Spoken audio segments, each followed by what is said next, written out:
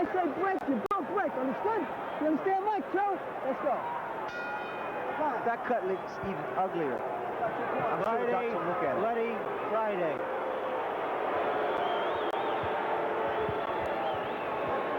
You're not doing enough. You're not doing enough. You know that's It's better than on the guy's guy. Now look, don't get into this shit. I can't punch, can't do nothing out there. Now listen.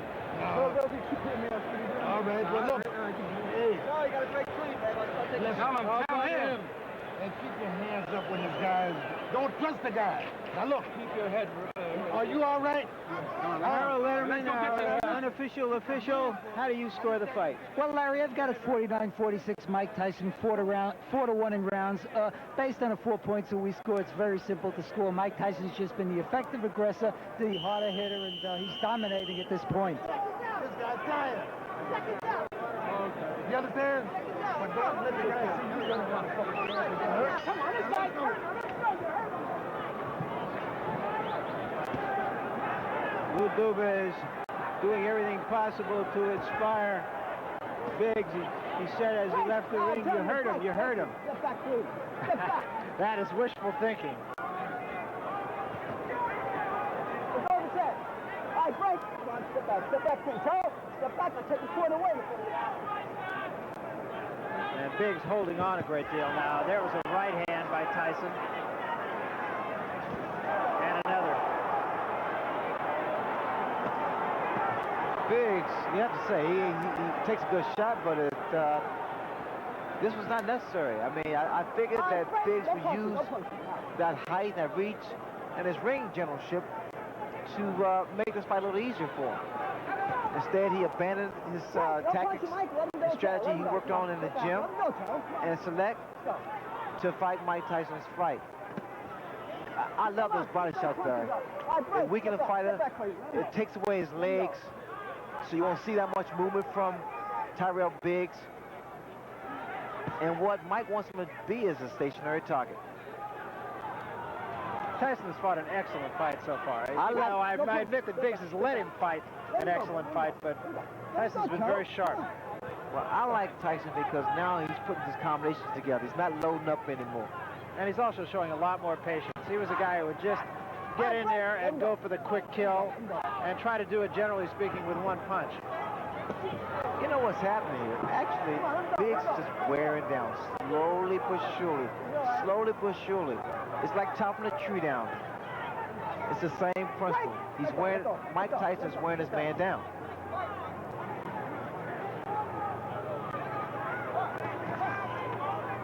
And the way you can tell this, Burr, is the fact you notice this very seldom does Biggs retaliate. Very seldom you see Biggs come back with a combination of his own. Break, no punch, let him out. Let him out, Joe. Let him go, come on, Joe. You let him go and take the point away now. Get back. These two, of course, go back a long way, all the way back to amateur days. Another left hand, and there's a great shot. Biggs is in trouble. Yeah. The way it looks now, Biggs is like a defeated warrior now. He's been pounded on for 5 rounds. Break, let him go. And he's slowly but surely wearing down. His legs don't look steady. Tyson's getting stronger. And Biggs is just holding on.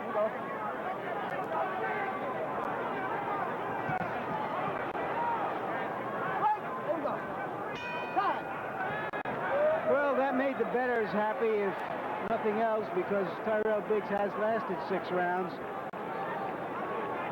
They say that Tyson is predictable, but so is a hurricane. What can you do about it? Well, here's something that hasn't been predictable the last couple of weeks because of the football strike, but Inside the NFL will now be back because the strike has been, and I'll put it in quotes, settled. Your hosts, Len Dawson and Nick Bonacani. It's right here on HBO Thursdays at 11. More sevens, like you're doing. More sevens, more sevens. That 6 is beautiful. Let's see, 6-5-1, 6-5-2-1. Get to the side. Play with this guy now. You understand? This guy's got nothing. Give him the feint. Like you did before. Give him the feint. Give him a feint. Step to the side. 5. You're taking the best he's got. So what the hell's wrong with you? 5 back. Come on, this guy's gone. Now listen, come on, you're better fighting him. 5 from your chin, though. The guy can't fight inside. So if you got no legs, fight him inside if you got. Those numbers you heard were a fight combination.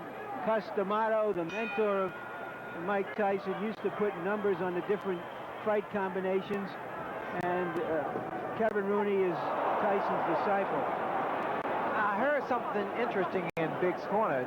Benton told him, his trainer said, if your legs are gone, stand there and fight them. Stand toe-to-toe and fight them. So apparently the legs of Tyrell Biggs are shot because you don't see movement. He hasn't had movement actually for past 2 or 3 rounds. And just to further that point, in the last round, our punch stat figures Tyrell Biggs threw 15 punches, Ray. Again, like I said earlier, Barry, he's just wearing down. You can appreciate, especially from ringside, those body attacks by Mike Tyson. I mean, he gets his whole body, a lot of leverage.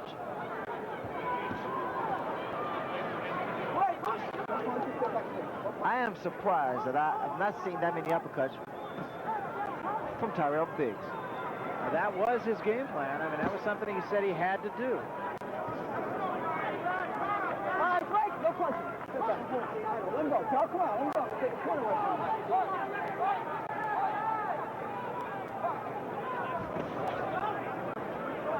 All right, break. No punching. Get that cool. Let him go, Charlie. Let him go. Get back. Good. That cut, incidentally, at least for the last couple of rounds, has not shown any more blood. Hold it. Let him out. Let him out. It appears to me that Biggs was trying to time Tyson with the counter right. I noticed when Tyson comes in, Biggs tried to stand his ground and throw a right hand. Get back. Let him go, Charlie. Let him go. So now that tells me that Biggs is pretty much falling to the same trap as Mike Tyson, trying for one punch. And he's never, there's a right hand that just caught Biggs off balance. Biggs is covering up a lot of times unnecessarily and just trying to protect himself. Biggs, of course, has never been known as a guy who could put a man away with one punch. He dropped Snipes with a good right hand, but he didn't put him away. The elbow there from Tyson. Kevin Rooney was telling Tyson, get a couple head fakes.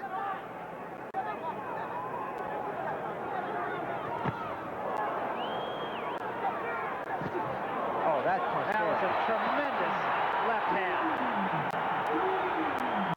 4, 5, 6, 7, 8, 9. How do you feel, Cole? Okay? Oh, this is it. He is gone right now. He has no legs at all. And 10 seconds to go in a round. There's a left hand. He's down again. It's over. It's all over. And it wasn't even close. And what we've seen has happened so often, in which a fighter after a few rounds starts to hang on to Tyson, that we have to say it's Tyson's credit. He's the one who makes it happen. He makes it happen with his pressure, and no matter what an opponent's plan is, that plan disintegrates like a broken piece of crockery when it's faced with that kind of pressure. There's no way to practice for that. I pointed out in the past, it's like trying to, how do you practice to hit Nolan Ryan's fastball or Boris Becker's serve? Where do you get the practice for that? You don't. It's that simple. Let's take a look at the first knockdown. It was a left hand and a big one, and I feel like I'm being redundant with that, but he hit him with many big left hands, Ray. Well, look at the right hand of Tyrell Biggs. It's down, and the left hook has been landing from round 1.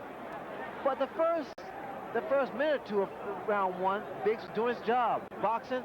Now he becomes a stationary target. That toe-to-toe tactics proved wrong against David Bay, which he subsequently was cut.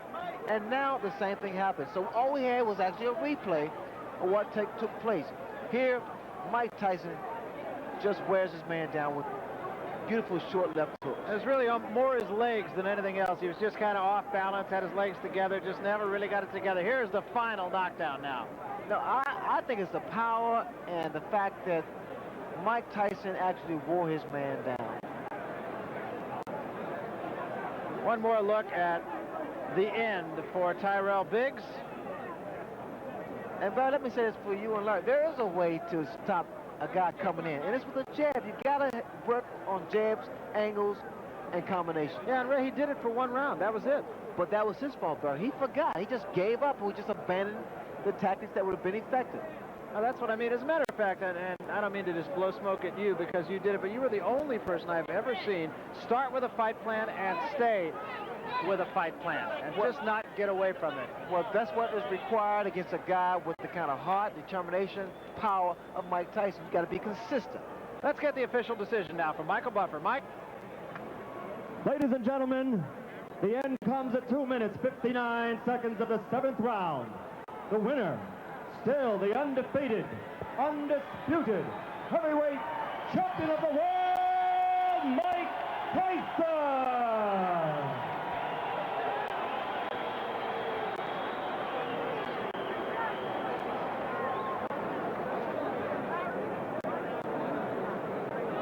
All right, right now, Larry Merchant trying to make his way over to the champion, and I believe he is. Let's go to Larry right now with Mike Tyson. Larry? And I'm with Mike Tyson, who first administered a paint job and then sort of wrecked the whole house. Mike, he looked very impressive in the first round, looking like Ali, the way he moved and jabbed. What were your thoughts at that point, and then how did you attack him to stop that? Well, in my mind, I knew this was 15 rounds, and I was prepared to put the pressure on constantly for 15 rounds. You know, I was having a great time in there. I felt good. I was in the best condition of my life, and I did what I was supposed to do. Well, tell me, what did you think in that first round when he was moving, trying to do an Ali with his left? I knew when I came to this fight, I was the best fighter in the world, and not a man alive that can beat me. What broke him down? Was it just Constantly body punches. When I was hitting him with body punches, and I heard him, actually, he was crying in there, making woman gestures like, I can't find him, but I knew that he was breaking down soon. You're saying that Biggs was crying when you hit him? Yes. When did that happen? And perhaps the 4th round on. So that you knew you had him by that Absolutely, time? but I knew he was tough in there taking those punches. Was this your most satisfying fight in the sense of the way you went about it patiently and businesslike, not getting excited, not trying to take him out with one punch?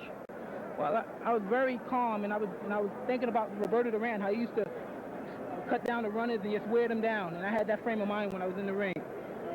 All right, Mike, let's take a look at the first knockdown, and would you describe what was happening?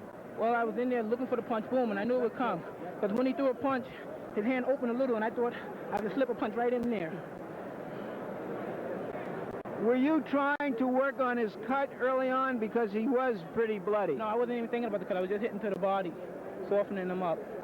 So that from then on, you really feel that it was inevitable after the first few rounds? Absolutely.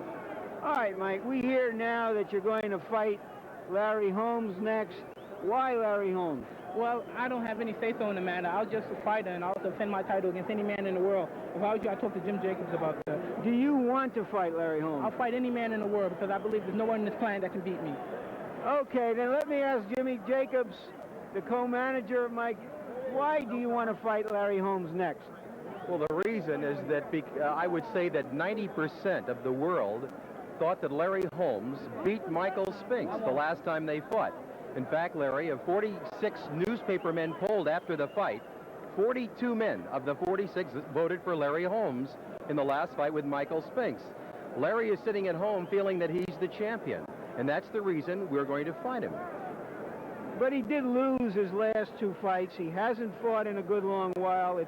A lot of people are saying, what is this, some kind of an antique show? Or is this in the best or worst traditions of boxing, fighting these kinds of fights?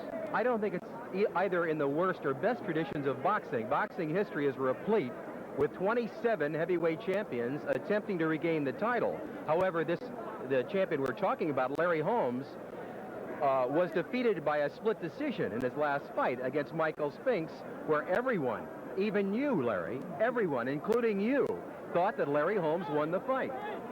Okay, then what about Michael Spinks? That is the most attractive fight out there, according to everyone, and you can jump in here, too, Bill Caton. What about Michael Spinks, and why aren't you going to take him on next, or right after next, or whenever? Whenever we're ready to, we make our plans for that. We haven't made our plans to take on Michael Spinks because a fight with Michael Spinks, which is a pay-per-view, closed-circuit fight, takes a minimum of 5 months, during which time Mike would not fight. Mike wants to fight more frequently. So you're saying now you will fight Michael Spinks eventually? I would